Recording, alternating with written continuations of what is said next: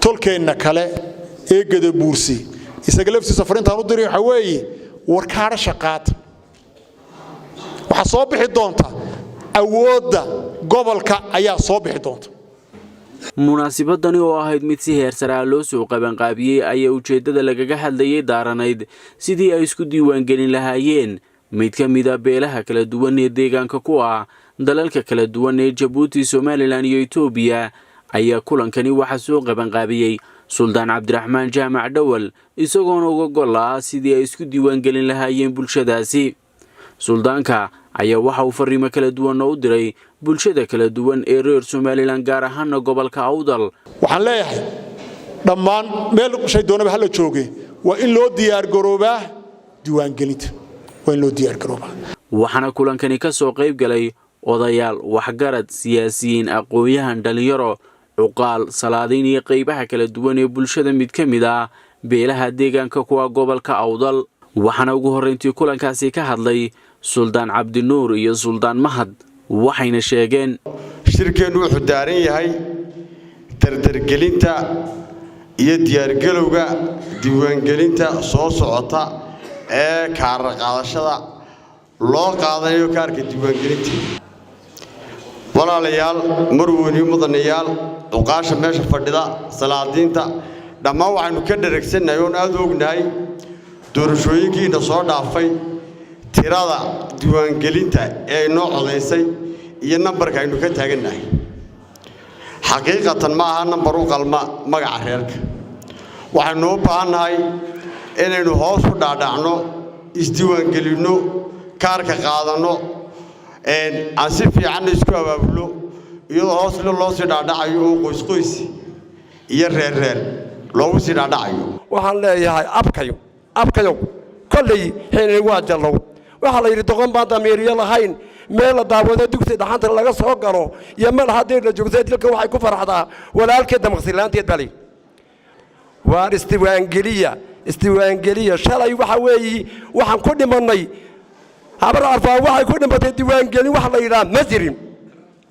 calaamaday haayeen aniga ay nila hadlaya waxa weeyi 7 inan baan dhalay laba baa dibadda ka jooga afarta kale mid kale aad diiwaangelin ma haysto aniga Suldaan sheeganaya miyana nasiib daraahayn wixii intaasi ka dambeeyay qaar ka mid ah uqaashi waxgaradkii iyo aqoonyahankii kala duwanaa ee kulankani ka soo qayb galay oo iyaguna fariimo kala duwan u diray bulshada ayaa waxay sheegeen min walba uu og yahay waxay naga dhiman inaga iska dhinay waa wax dadkeena ka dhiman waa dadaal la'aan weey waxaan leenahay dee ummadaan la midnahay kama yarina waan ka badannahay aan qaadana kaarka waxa loo leeyahay macaarad iyo maxaafid maanta halkan cid loo jeedaa ma jirto leeyahay hebel baa wax doonaya reer hebel ma jirto waa dan guud weey ninku kaarkiisa qaato tiradiisu soo baxdo waxaan meesha ku nahay waa waxa weey waxaan leenahay abkayow halka meel dhaantaan ka talaabsano ayaan leeyahay anugu doorasho maanta kaarkaasi loo qaadan lahaa falafkeedan gallo adduunyada waa la helaa waynu helaa adduunyada haddaan tallaabo qaadno war helinaa maanta dadkeena halka waxay joogaan malaha annaga ugu badan waxa ban yaala reerka guban yaala iyo ka ban yaala annaga horta ugu dheer baa fadhiya reeraha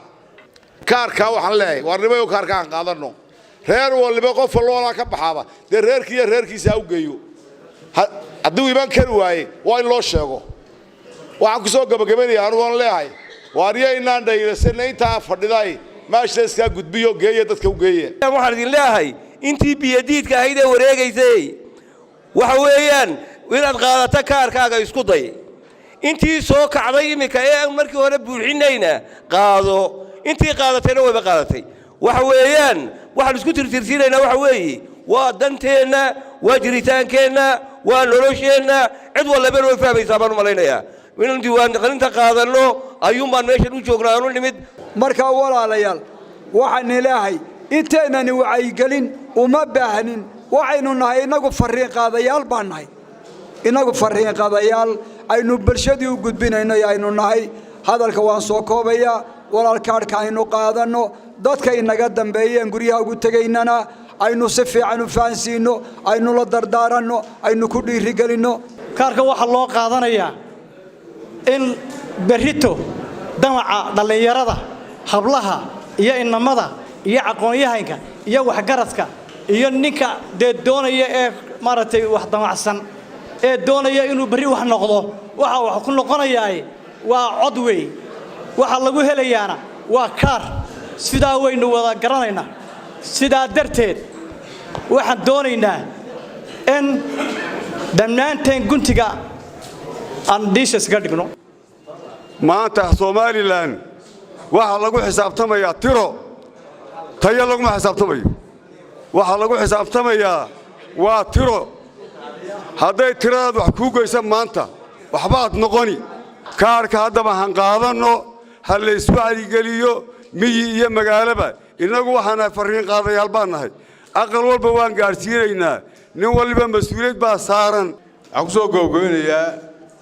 maanta dee waxa weeyaan waa kaar qaadashadana ilaahay nooga dhigo kii aan ku kala badinayna ilaahay uu nooga dhigine kii aan ku badinayna ilaahay ka dhigo waa waxa weeyaan marka koobaad 12 keedna qabiil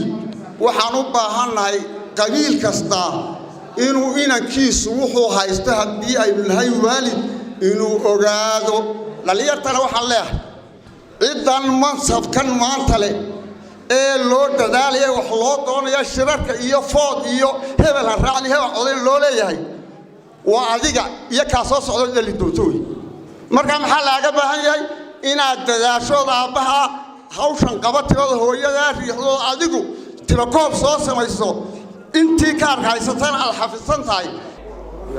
nin walloobna waxa weeye kaarka la qaato muhiimadu hada liyamurti waxa ku soo gabagabeynaa waa in muddo la qaato kaarka waxaan halkan ku idinku dardaarayaa inaan kaarka qaadano oo aan ku talagalno kaar qaadashada soo socota haddii la yiraahdo muddada dhow ee la doonayo in kaarka la qaato salaadinta hadalka message-ka aad soo gaarsiiseen insha Allah waan gudbin doonaa haddii Allah awoodo leedmo shakhsiyan inta aan ka soo jeedo iyo beelaha habar carfaan oo dhanba inta aan ka gaarsiin doono inta ka bacdi ilmaada reer waxaan ilaahay in lagama badna waa in laga faham badan yahay kaarka haynu qaadano waxa la isweydiinayaa oo kaliya oo taaganoo la inoogu qabtay shirka waxa weeye in la isdiiwaan geliyo macnaheedu ay tahay in kaararka la qaato kaararkana dhowr nooc weeyaan isdiiwaan gelintaas ka lumay waa doonanaya kii qaan gaaray isagu imika waqtigu u buuxsameeyna xaq buu leeyahay waa inuu doonto kii hore ka maqnaayay ma taqaanaa xagga ku maqnaada amba gudaha baa ku maqnaadee marka hore aanan fursad u helin amba si kale u fikirayna inuu qaato saddexda qolaba weeyaan kuwaan imika leenahay aan gubaabino haddaba waxa muhiim ah dadkii qaan gaaray ayaa aad inoogu badan haddaynu nahay Habar Carfaan aniga qulnayda dhowr bay qaan gaaray oo imika ah inay codayn karayaan aan muddadii horena ay qaan gaarin marka waxa inoo badan ee aynu muhiimadda siinaynaana waxa weeye waa ciyalka imika qaan gaaray ee ay buuxin karayaan shuruudii ugu dambeyntiina Suldaan Cabdiraxmaan Jaamac Dawal oo ah gudoomiyaha hoggaanka dhaqanka beelaha direed iyo beelaha Habar Carfaan oo isaguna halkaasii ka hadlay ayaa waxa uu sheegay fariinta ay sideen ama maanta aan gudbinaynaa gabigeegu waxa weeye diiwaangelinta soo socota ee ka dhacaysa Jamhuuriyadda Soomaaliland bisha 12 dabayaaqadeeda in aynu u diyaar galowno diiwaangelinta asalkeegu waa asadka ama hantida maanta caalamka lagu nool yahay meesha doontaba ahaatee laga qayb galo xagidda iyo hogaaminta dalka marka aad ku nooshahay ama adduunka shirkeenna maanta wuxuu xambaarsan yahay waaqiciga diiwaangelineed ee sida dhabta ah aqal iyo sakad iyo xaafad iyo degmo iyo gobol inaan u galle la doonaayo oo gacanta loo geliyo waxaynu inteena halkan fadhidaa fariin qaadayaashii dadkan waxa weeye hawshan iyada fulila kama maarmaan dadku tartan labada walaalay tartan kama maalmaan labada ilmaadeerti tartan kama maalmaan labada isku reerkii tartan kama maalmaan waxaan leeyahay war Cafaan wax badan baan soo hadlayay bal inta kale ay nii joogtay inagu tartama bal habar Cafaan adiga laftaadu